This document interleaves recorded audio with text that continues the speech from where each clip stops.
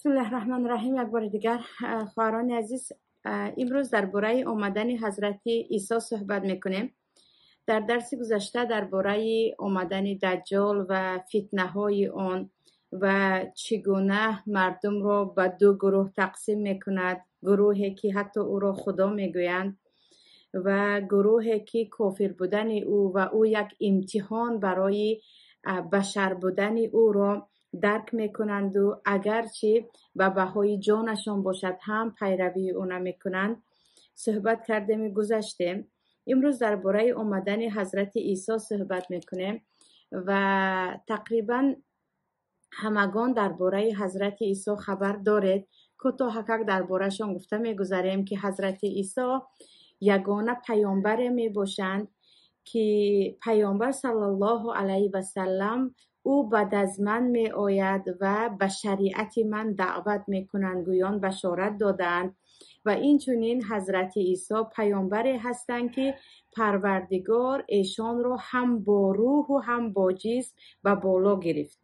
وقتی که یهودان برای کشتن حضرت عیسی همگی جمع می شوند و حتی با امپراتور آن زمان که از روم بود اتفاق می کنند که می رویم و عیسی را در بین شاگردانش می کشیم، پروردگار مهربان به خاطر عزت دادن این پیامبرش و این چنین به خاطر یا گفتیم برای اعلان کردن که خداوند اگر نخواهد کسی به کسی ضرر رسانیده نمیتواند، کسی را کشته و نابود کرده نمیتواند، عیسی را به بالا میگیرد و در آخر زمان انشاءالله خیلی که در این درس میخوانیم حضرت عیسی به پایان میفرایند و همان گونه که باید هر یک بشر در روی زمین جان بدهد از نو در روی زمین جان میدهند. و حضرت عیسی را پیامبر صلی الله علیه و سلم هم در شب معراج میبینند و درباره صفاتهایشان به من و شما خبر دادند و یکی از نشانه های بزرگ قیامت هم همین آمدن حضرت عیسی است. بعد از اینکه دجال تمام دنیا را با فتنه اش زیر دست میکند و یک گروه را کاملا کشته و گویا که به دوزخ خود می اندازد که پیامبر گفتن از آن نترسید، آنجا جنت شماست. و یک گروه علل خصوص یهودها لشکری او می شوند و از پی او از این شهر به آن شهر، از این شهر به آن شهر از پی نابودی می شوند.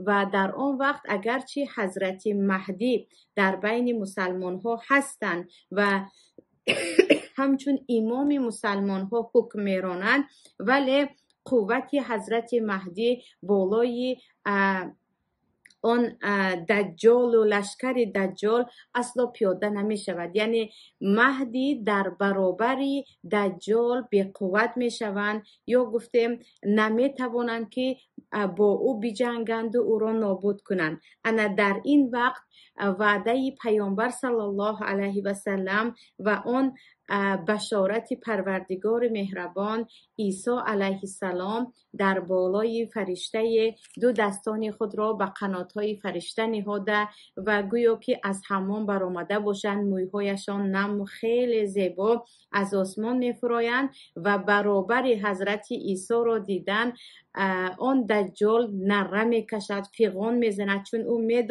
میداند که مرگ او در دست عیسی است و همین که به آب شدن نیست شدن شروع میکند حضرت عیسی میگوید نه، من باید تو را بزنم و تو باید از دست من کشته شوی و نیزه خود را، یعنی با نیزه میزنند، تیر خود را به طرف او میپرتویند. وقتی تیر به بدن دجال میزند و خونشار میشود، مسلمان ها یقین میکنند که دیگر دجال از بین رفت. یعنی آمدن مهدی سپس آمدن دجال. بعد از اینکه دجال همه جا رو ویران و ولنگار کرد، آمدن عیسی چه هست؟ این از نشانه های روز قیامت است و پیامبر صلی الله علیه و سلم در بارش حدیث خیلی زیاد است. در بخاری هم آمده است، در مسلم هم آمده است که پیامبر صلی الله علیه و سلم میگویند عیسی در بالای فرشته هر دو دستانش را به قنات فرشته نهاده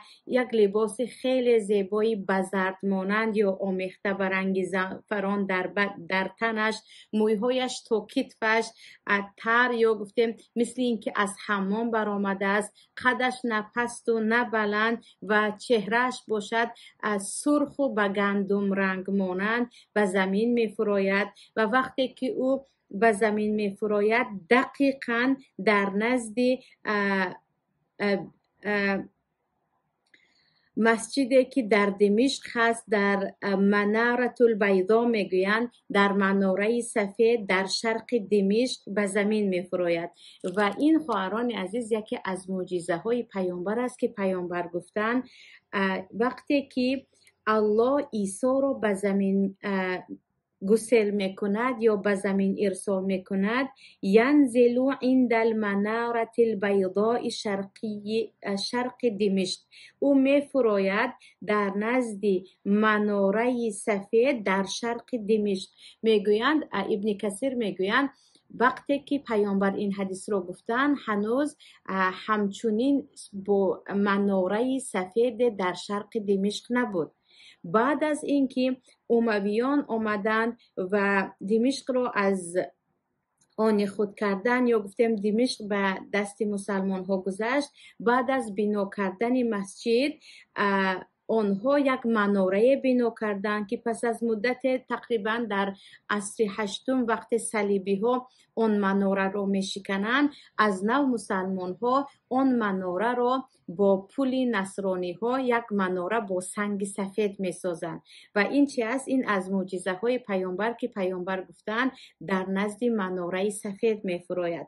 و پیامبر می گویند و او با دو لباس، یک کرته دراز، از بالایش یک جامعه که رنگش به زرد مانند است و خیلی گفتیم هر دو دستش را به بالای قنات فرشته نهاده، اگر کمی سرش را خم کند قطره های آب همچون مروارید از موی سر او به زمین می ریزد، اما اگر بالا کند نمی ریزد، می فراید. و وقتی که او می فراید هر کافری که حتی به اندازه نفسی عیسی رو میفهمد او میمیرد. یعنی به هر کجایی که نفس عیسی میرسد کافران میمیرند و دجال رو او طلب میکند و در نزد بابلود یا گفتیم در فلسطین او به دجال رفته میرسد و خیلی پیشتر هم گفتیم دجال رو در آنجا میکشد. سپس حضرت عیسی در روی زمین با عدل و با پر از یعنی سالهای برکت مدت، بعضی ها میگوین 7 سال، بعضی ها میگوین نه حتی تا 40 سال حکمرانی میکند. و برای آمدن حضرت عیسی خواهران عزیز این حدیثی که الان خواندیم حدیث در صحیح مسلم است که دقیقاً در کجا فرا آمدنش را پیامبر گفتند و این از نشانه های چی است؟ بزرگ آخرت است. اینجا وقتی درباره مهدی صحبت میکنیم، درباره عیسی صحبت میکنیم، درباره دجال، انشاءالله درس آینده درباره یاجوج و ماجوج که آن هم در زمان عیسی آن مخلوقات هم پیدا میشوند صحبت میکنیم. بعضی انسان هایی که آنها همیشه عقل خود را اطاعت میکنند، یعنی برای آنها شریعت عقلشون است، میگن این افسانه است، چی خیل در همین زمان در بالای فرشته از آسمان عیسی می آمده است، چی خیل مهدی می آمده است و این همه امریکا و اروپا و این دولت های حاضره بزرگ را شکست می داده است و این چی خیل باور کنیم این افسانه ها. البته اینها رو میگید اینها ایمان به غیبیات ندارن، اینها ایمان به حدیث و به آیت ندارن، پیروی عقل هستند که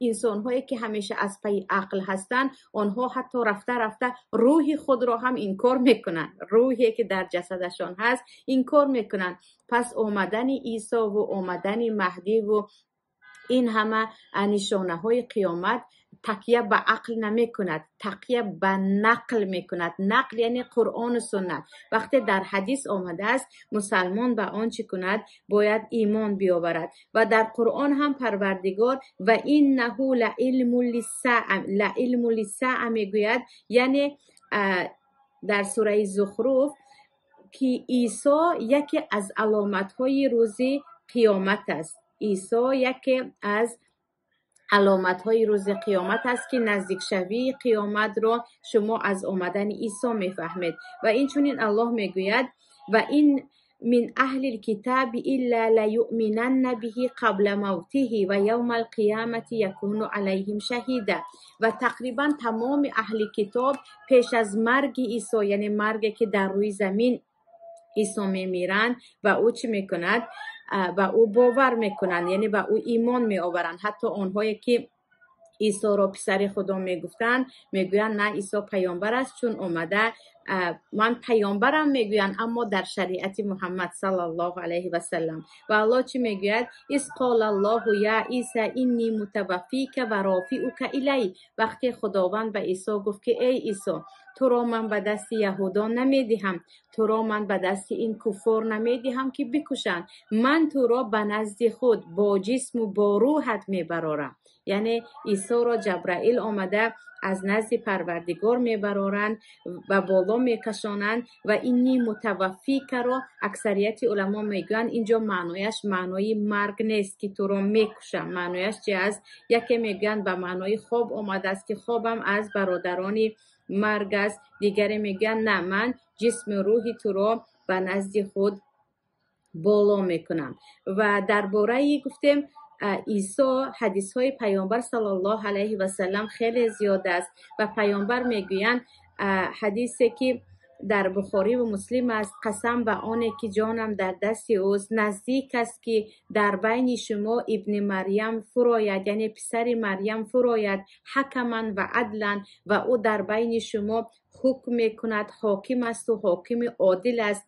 فیکسر صلیب، او می آید و می شکند صلیب را، همان صلیبی که به این صلیب عیسی ما را از صلیب زدن میگویند که نصرانی ها و یهود ها و این باور دارند که عیسی صلیب زده شد، برای همین آن صلیب را مقدس میدانند خواهران عزیز، یعنی دو دستانش را به دو تخته بستند و کشتند. ولی وقتی شما در قصه عیسی میخوانید که امیدوار هستم همه میدانید، عیسی وقتی که پروردگار میگوید من تو رو به بالا میگیرم، به شاگردان خود آن 11 نفر حواری میگن که کی میخواهد شکل من در یا گفتیم صورت من در جسم او افکنده شود و به جای من کشته شود و در جنت با من باشد. که یکی از آن حواریان که از همه جوانتر بود او میگوید من میخواهم. دویم بار هم میپرسند، میگوید من میخواهم. سوم بار هم. سپس خداوند شکل عیسی را به آن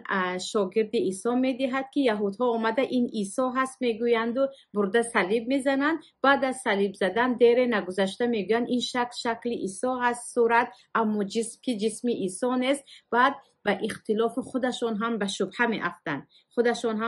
می افتن، ولی اکثریت میگن نه، عیسی چی شد؟ صلیب زده شد، در حالی که در قرآن ما آمده است که پروردگار چی میگه؟ و ما قتلوه و ما صلبوه ولکن شبه لهم. نه آنها عیسی را کشتن، نه عیسی را صلیب زدن، لیکن و آنها مانند عیسی را به صلیب زدن و خودشان هم بعداً به شبهه افتادن. و رفعه الله الیه میگوید الله عیسی را به نزد خود برآورد. و اینجا پروردگار وقتی که عیسی را به بالا برآورد و گفتیم به جای عیسی شاگردشان شهید شد، پیامبر صلی الله علیه و سلم میگویند نزدیک است که ابن مریم فراید.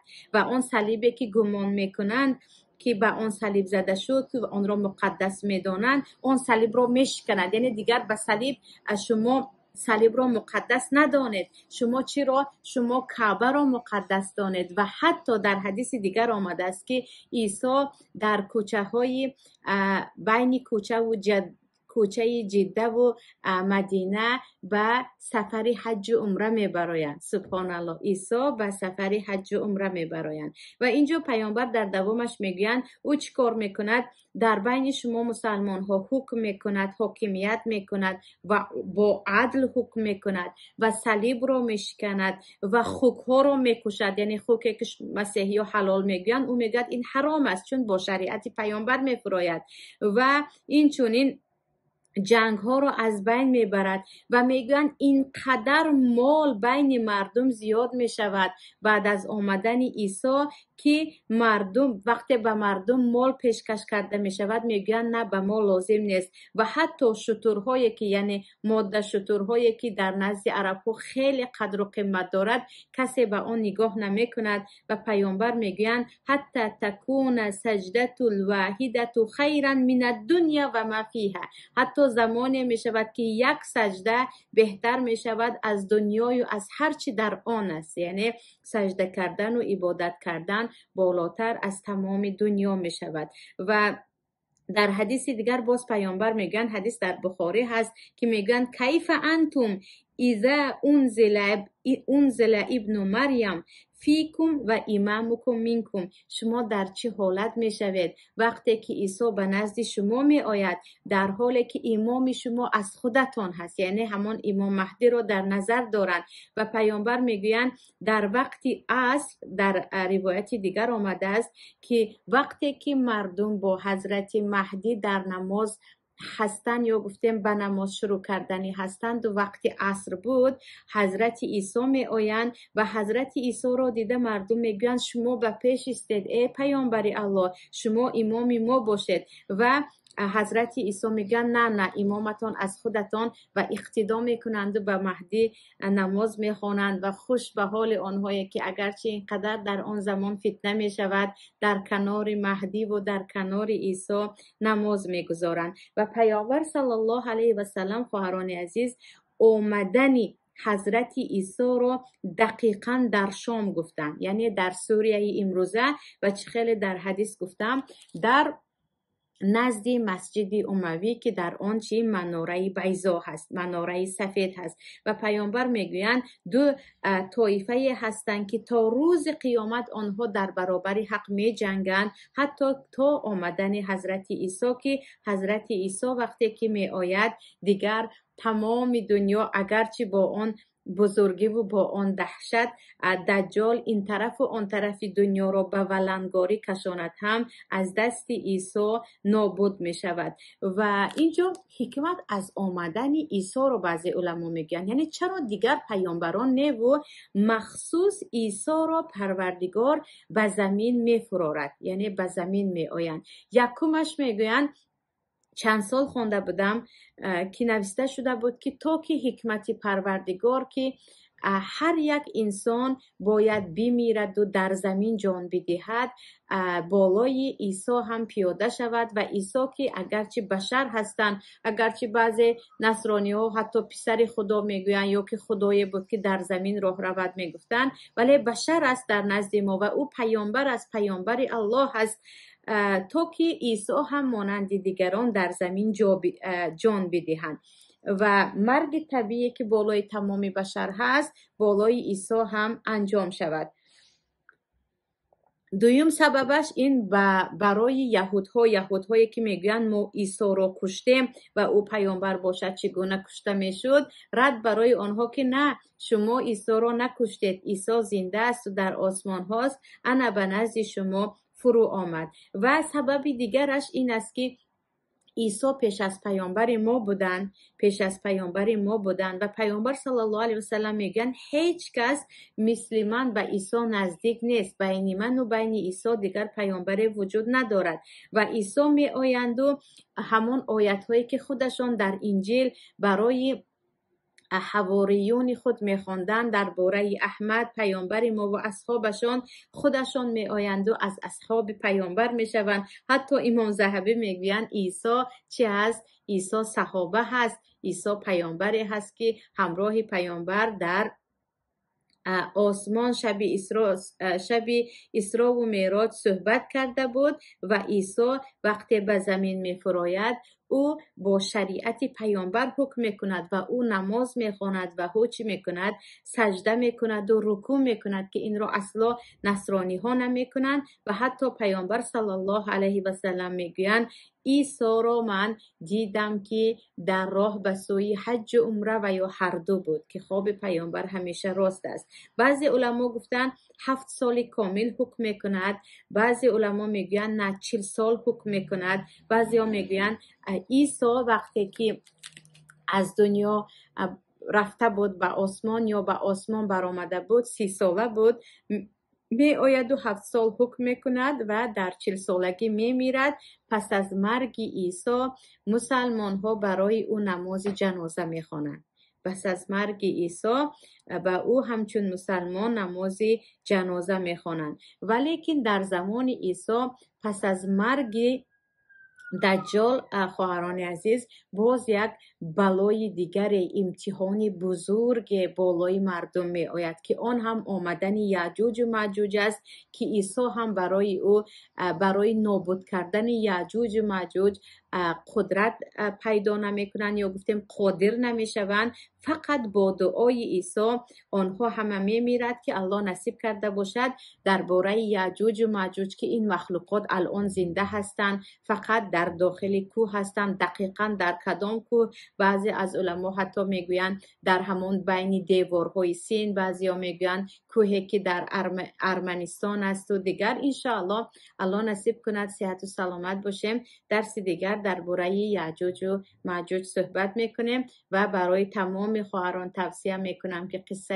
حضرت عیسی رو حتما برای فرزندانتون بگویید. بگذار فرزندان شما از عیسی با خبر باشند، از شجاعت عیسی و این چنین از بزرگی پروردگار که چگونه در لحظه هایی که یهودها همراه کفار آن زمان یقین کرده بودند که الان این پیامبر را میکشند، الله پیامبرش را به آسمان گرفت و هنوز هم آن پیامبر در بالای آسمان ها زنده است.